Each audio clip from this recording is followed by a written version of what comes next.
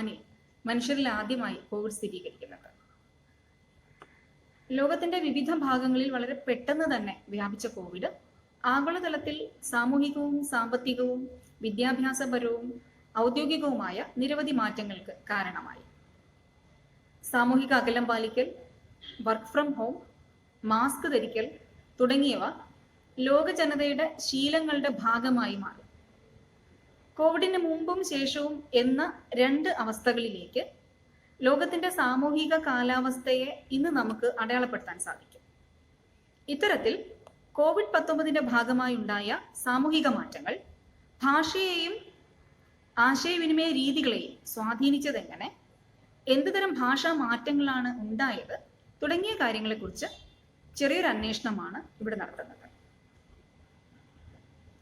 ഒരു സമൂഹത്തിൽ ആ സമൂഹത്തെ നേരിട്ട് ബാധിക്കുന്ന തരത്തിലുള്ള ഒരു സവിശേഷ സാഹചര്യം ഉടലെടുക്കുമ്പോൾ ആ സാഹചര്യത്തെ പ്രതിനിധാനം ചെയ്യുന്ന രീതിയിൽ ആശയവിനിമയം സാധ്യമാക്കാൻ ഒരു കൂട്ടം പുതിയ പദങ്ങൾ ഉണ്ടായി വരുന്നത് വളരെ സ്വാഭാവികമായ ഒരു പ്രക്രിയയാണ്.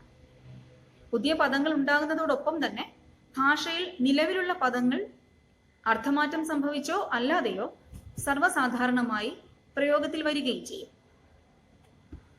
ലോകത്തെ 10 കോടിയോളം വരുന്ന ജനങ്ങളുടെ മരണത്തിന് കാരണമായ ദ ബ്ലാക്ക് ഡെത്ത് എന്നറിയപ്പെടുന്ന പ്ലേഗ് ഉൾപ്പെടെ സ്പാനിഷ് ഫ്ലൂ ഉൾപ്പെടെ ഒരു ഡസനിലധികം മഹാമാരികൾ, കൂടാതെ രണ്ടാം ലോക മഹായുദ്ധം ഉൾപ്പെടെയുള്ള മറ്റനേകം കാരണങ്ങൾ ഒക്കെ ഇത്തരത്തിലുള്ള ഭാഷാ മാറ്റങ്ങൾക്ക് വഴിതെളിച്ചിട്ടുണ്ട്. ജനങ്ങൾ യുദ്ധഭൂമിയിൽ നിന്ന്, ദുരന്ത ബാധിത പ്രദേശങ്ങളിൽ നിന്ന് വിട്ടുപോവുകയും മറ്റു മേഖലകളിൽ കുടിയേറി പാർക്കുകയും ഒക്കെ ചെയ്തതിന്റെ ഫലമായി സമ്പർക്ക ഭാഷകൾ വ്യത്യാസപ്പെടുകയും അതിനനുസരിച്ച് ഭാഷാ വ്യതിയാനങ്ങൾ ഉണ്ടാവുകയും ചെയ്തിട്ടുണ്ട്. ഇതുപോലെ ഒട്ടനവധി കാരണങ്ങൾ, പ്രകൃതി ദുരന്തങ്ങളാവട്ടെ, കുടിയേറ്റം, ഇത്തരത്തിൽ നിരവധി കാരണങ്ങൾ ഭാഷാ സമ്പർക്ക മേഖലകളെ വ്യത്യാസപ്പെടുത്തുകയും അത് ഭാഷാ മാറ്റത്തിന് കാരണമാവുകയും ചെയ്തിട്ടുണ്ട്. ഇത്തരത്തിൽ ലോക ജനതയുടെ ജീവിതത്തെ ഒന്നാകെ ബാധിച്ച ഒരു പദമായി കോവിഡ് ഇന്ന് വളരെ വേഗം മാറിയിട്ടുണ്ട്. ഏറ്റവും കുറഞ്ഞ സമയം കൊണ്ട് ഏറ്റവും കൂടുതൽ ആളുകളുടെ ഭാഷാ ശേഖരത്തിൽ ഉൾപ്പെട്ട ഒരു പദമാണ് COVID-19 എന്ന് ഓക്സ്ഫോർഡ് ഇംഗ്ലീഷ് ഡിക്ഷണറി വിലയിരുത്തുന്നു. എന്താണ് COVID-19? കോവിഡ്, കൊറോണ എന്നീ രണ്ട് പേരുകളും നമ്മൾ ഒരേപോലെ ഏതാണ്ട് ഒരേ തോതിൽ മാറി മാറി ഉപയോഗിച്ചു വരുന്നുണ്ട്. എന്താണ് കോവിഡ് അല്ലെങ്കിൽ കൊറോണ എന്ന പദം കൊണ്ട് ഉദ്ദേശിക്കുന്നത്? കിരീടം എന്ന അർത്ഥം വരുന്ന ലാറ്റിൻ പദത്തിൽ നിന്നാണ് കോവിഡ് എന്ന പദമുണ്ടായത്. മുള്ളുകൾ പോലെ കിരീടത്തിന്റെ ആകൃതിയുള്ള ഒരു കൂട്ടം വൈറസുകളെയാണ് കൊറോണ വൈറസ് എന്ന് പറയുന്നത് എന്ന് നമുക്കറിയാം. കൊറോണ വൈറസ് പരത്തുന്ന രോഗം എന്ന അർത്ഥത്തിൽ കൊറോണ വൈറസ് ഡിസീസ് എന്നതിന്റെ സങ്കലിത രൂപമാണ് കോവിഡ്. സങ്കലിത രൂപം എന്നാൽ വിവിധ വാക്കുകളുടെ ചുരുക്കരൂപം.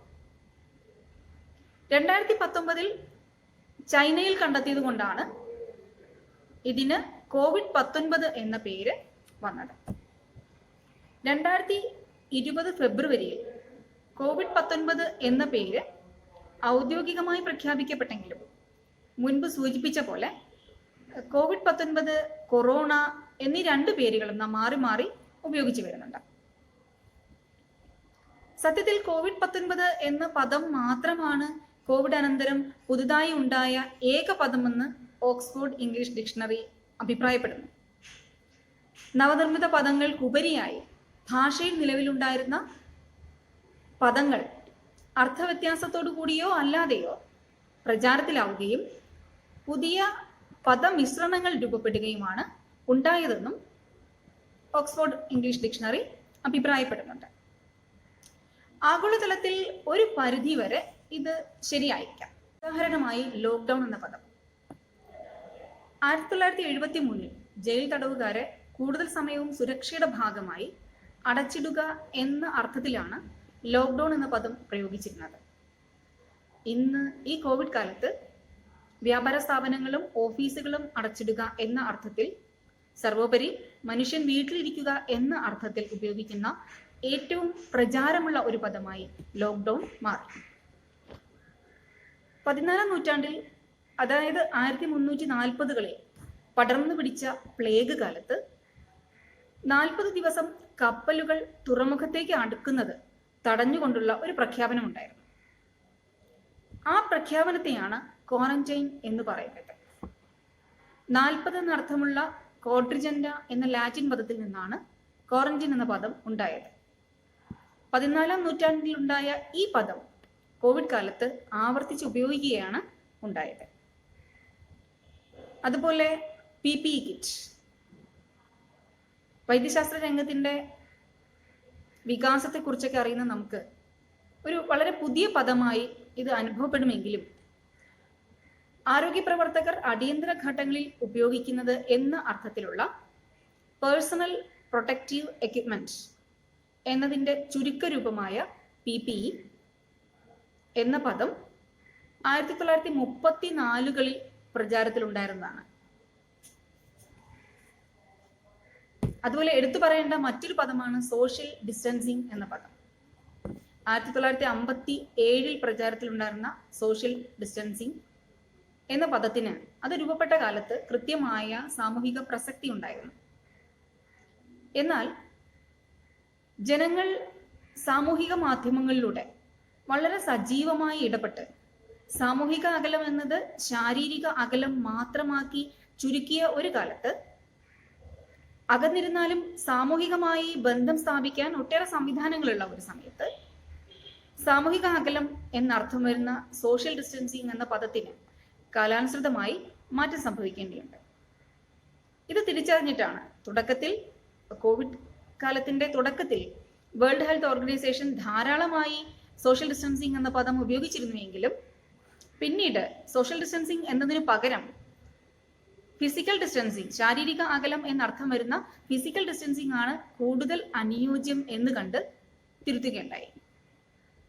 കേരളത്തിലും സാമൂഹിക അകലം എന്ന പദം വളരെ വ്യാപകമായി ഉപയോഗിക്കുകയും പിന്നീട് സാമൂഹിക അകലമല്ല, മറിച്ച് ശാരീരിക അകലം മാത്രമാണ് വേണ്ടത് എന്ന കാഴ്ചപ്പാടിൽ നിന്നുകൊണ്ട് ശാരീരിക അകലം സാമൂഹിക ഒരുമ എന്ന മുദ്രാവാക്യം കേരള ജനത ഒന്നാകെ ഉയർത്തിപ്പിടിക്കുകയും ചെയ്തു. ഇത്തരത്തിൽ നിരവധി ഭാഷകളിലെ ഒട്ടനവധിയായ പദങ്ങൾ എല്ലാ ഭാഷകളുടെയും പൊതു സ്വത്തായി മാറിയിട്ടുണ്ട് എന്നത് കോവിഡ് കാല ഭാഷാവിനിമയത്തിന്റെ ഒരു പ്രത്യേകതയാണ്.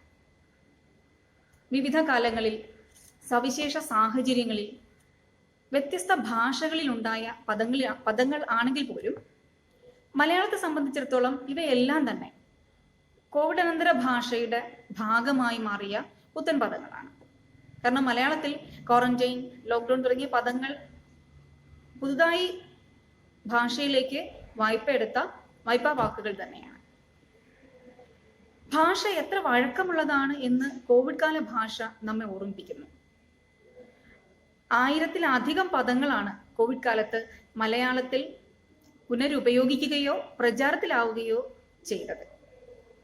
സാമൂഹിക അകലം, സമൂഹ വ്യാപനം, സമ്പർക്കം, നിരീക്ഷണം, ഉറവിടം, സ്ഥിരീകരണം, വ്യക്തി ശുചിത്വം, സാമൂഹിക ശുചിത്വം തുടങ്ങി ഒട്ടനവധി മലയാള പദങ്ങളോടൊപ്പം തന്നെ hotspot, antigen, route map, PCR test, sanitiser, isolation, mask തുടങ്ങി നിരവധി പദങ്ങൾ കോവിഡ് കാലത്ത് നമ്മുടെ ഭാഷയുടെ ഭാഗമായി മാറി. മലയാളത്തിലെ പദനിർമ്മിതി പ്രധാനമായും സർക്കാർ ഉത്തരവുകളിലൂടെ, പൊതു ആരോഗ്യ വിവരങ്ങളിലൂടെ,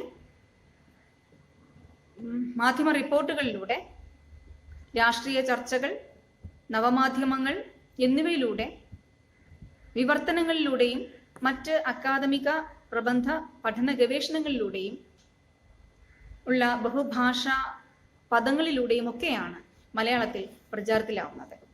കോവിഡിന്റെ ആരംഭകാലത്ത് കോവിഡിനെതിരായ ജാഗ്രതയെ യുദ്ധസമാനമായ വർണ്ണനകളിലൂടെയാണ് ആദ്യം തന്നെ അവതരിപ്പിക്കപ്പെട്ടിട്ടുള്ളത്. മഹാമാരി എന്ന പദം പോലും മഹായുദ്ധത്തെയാണ് ധ്വനിപ്പിക്കുന്നത്. കോവിഡിനെതിരായ ജാഗ്രതയെ കോവിഡിനെതിരായ പ്രതിരോധമെന്നും കൊറോണ വൈറസിനെതിരെയുള്ള യുദ്ധമെന്നും ആരോഗ്യ പ്രവർത്തകരെ കോവിഡ് പ്രതിരോധത്തിലെ മുന്നണി പോരാളികളെന്നും വിശേഷിപ്പിച്ചു. ഭീഷണി, വെല്ലുവിളി, മറഞ്ഞിരിക്കുന്ന ശത്രു, ആരോഗ്യ വ്യവസ്ഥയെ തകർക്കുന്നു, നശിപ്പിക്കുന്നു തുടങ്ങിയ പ്രയോഗങ്ങൾ ജനങ്ങൾക്കിടയിൽ ആദ്യകാലത്ത് യുദ്ധസമാനമായ ഒരു അവസ്ഥയുടെ അബോധം സൃഷ്ടിക്കാൻ കാരണമായിട്ടുണ്ട്. കേരള സർക്കാർ കോവിഡ് അനുബന്ധമായി ആരംഭിച്ച ഔദ്യോഗിക വെബ്സൈറ്റിന്റെ പേര് പോലും കേരള ബാറ്റിൽസ് covid.in എന്നാണ്. സത്യത്തിൽ യുദ്ധസമാനമാണ് കോവിഡ് എന്ന തരത്തിലുള്ള അവതരണം തുടക്കത്തിൽ ജനങ്ങളിൽ ഭീതി ഉണ്ടാക്കിയെങ്കിലും ആ ഭീതി ജാഗ്രതയായി മാറാൻ അധിക സമയം വേണ്ടി വന്നില്ല. ഭയമല്ല, ജാഗ്രതയാണ് വേണ്ടത് എന്ന മുദ്രാവാക്യം ഈ കാലഘട്ടത്തിൽ സാമൂഹിക മാധ്യമങ്ങളിൽ വളരെയധികം പ്രചരിച്ച ഒന്നാണ്. ഇനി കോവിഡ് കാലത്തെ ഭാഷയുടെ പ്രത്യേകതകളെ കുറിച്ച് നോക്കാം. എസ് കൃഷ്ണമൂർത്തി 2010 അവതരിപ്പിച്ച നവനിർമ്മിത പദമാതൃക അനുസരിച്ച് കോവിഡ് കാലത്തെ ഭാഷാ പ്രത്യേകതകളെ നമുക്ക് 3ആയി സംഗ്രഹിക്കാം. മറ്റു ഭാഷകളിൽ നിന്ന് കടം കൊള്ളുന്ന പദങ്ങൾ അഥവാ വായ്പാ വാക്കുകൾ, അർത്ഥാന്തരണം, വ്യത്യസ്തമായ പദനിർമ്മിതി പ്രക്രിയകളിലൂടെ രൂപം കൊള്ളുന്ന പദങ്ങൾ എന്നിവയാണവ. മറ്റു ഭാഷകളിൽ നിന്ന് കടം കൊള്ളുന്ന പദങ്ങൾ അഥവാ വായ്പാ വാക്കുകൾ മുൻപ് സംസാരിച്ച പോലെ ഒട്ടനവധി പദങ്ങൾ മറ്റു ഭാഷകളിൽ നിന്ന് മലയാളത്തിൽ പ്രചാരത്തിലായിട്ടുണ്ട്. ചില പദങ്ങൾക്ക് സമാനമായ പദങ്ങൾ മലയാളത്തിൽ നിലവിലുണ്ടെങ്കിലും ആ പദങ്ങളോടൊപ്പം തന്നെ ഇംഗ്ലീഷ് പദവും അതേപോലെ പ്രചാരത്തിലായിട്ടുണ്ട്. PCR, PPE, quarantine, lockdown, sanitiser, test positivity തുടങ്ങിയ പദങ്ങളും stay home, stay safe, break the chain തുടങ്ങിയ ശൈലികളും പകരം വയ്ക്കാനില്ലാതെ നമ്മുടെ ഭാഷയുടെ ഭാഗമായവയാണ്.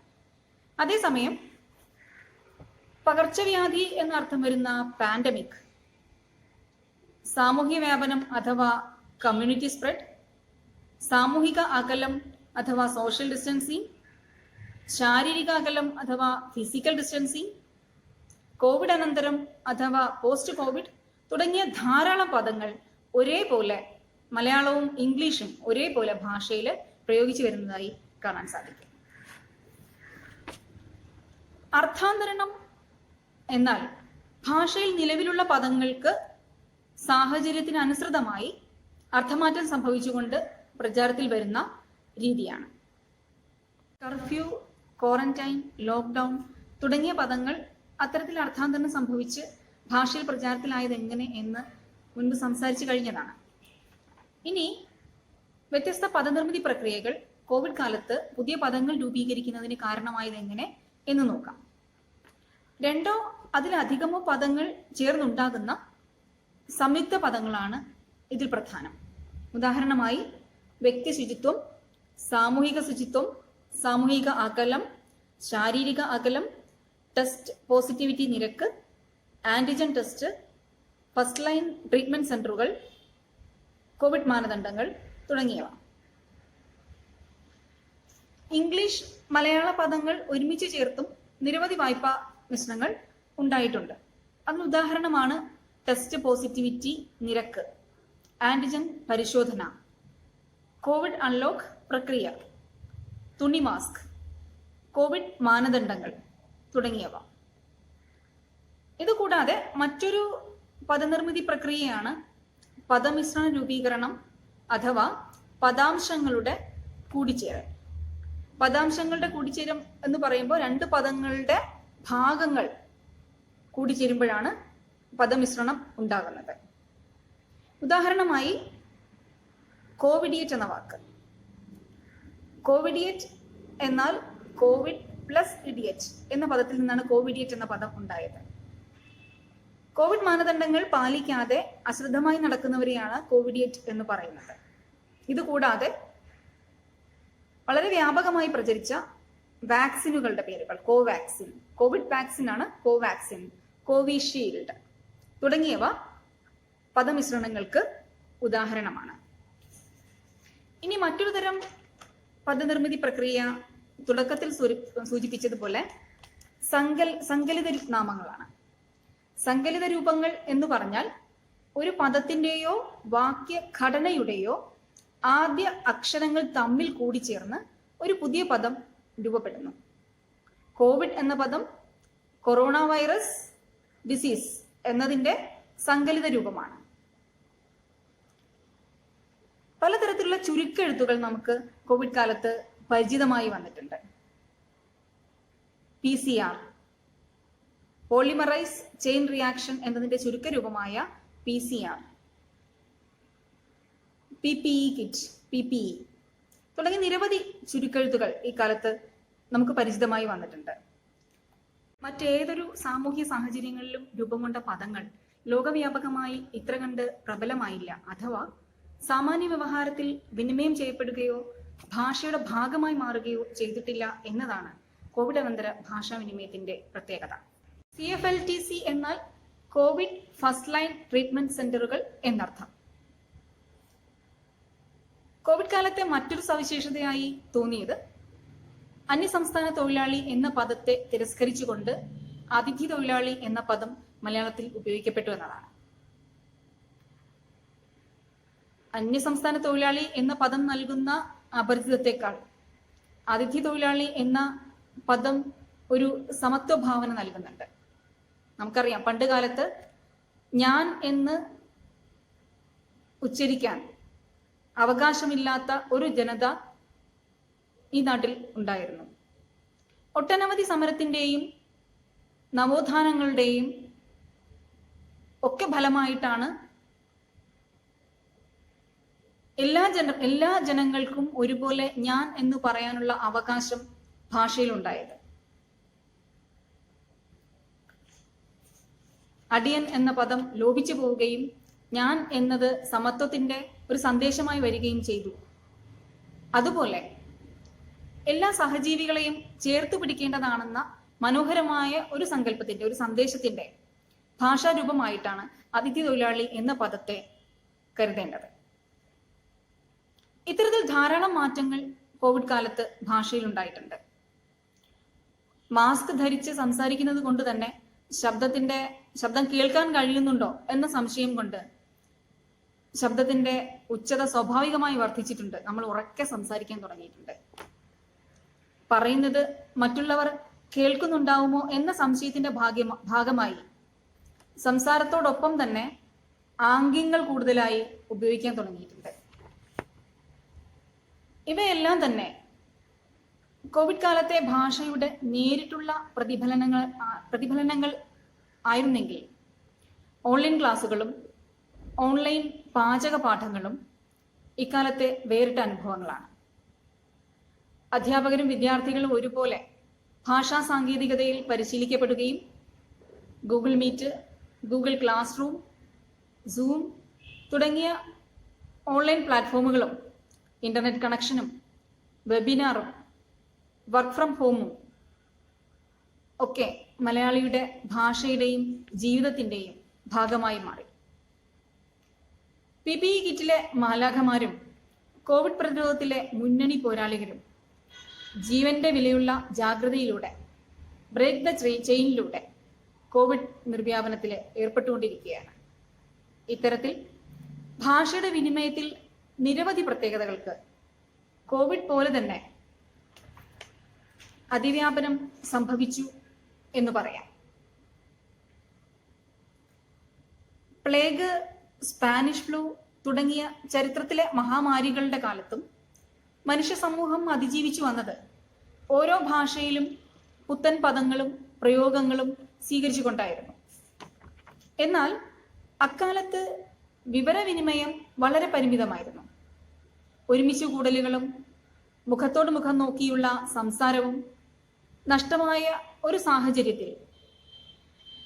ഒരു സാഹചര്യമാണെങ്കിലും കോവിഡ് കാലം എന്നത് മരണനിരക്കും വ്യാപന നിരക്കും ഒക്കെയായി യഥാർത്ഥവും അയഥാർത്ഥവുമായ നിരവധി വിവരങ്ങളുടെ വ്യത്യസ്ത ഉറവിടങ്ങളിൽ നിന്നുള്ള അതിവ്യാപനമായിരുന്നു എന്ന് പറയാം.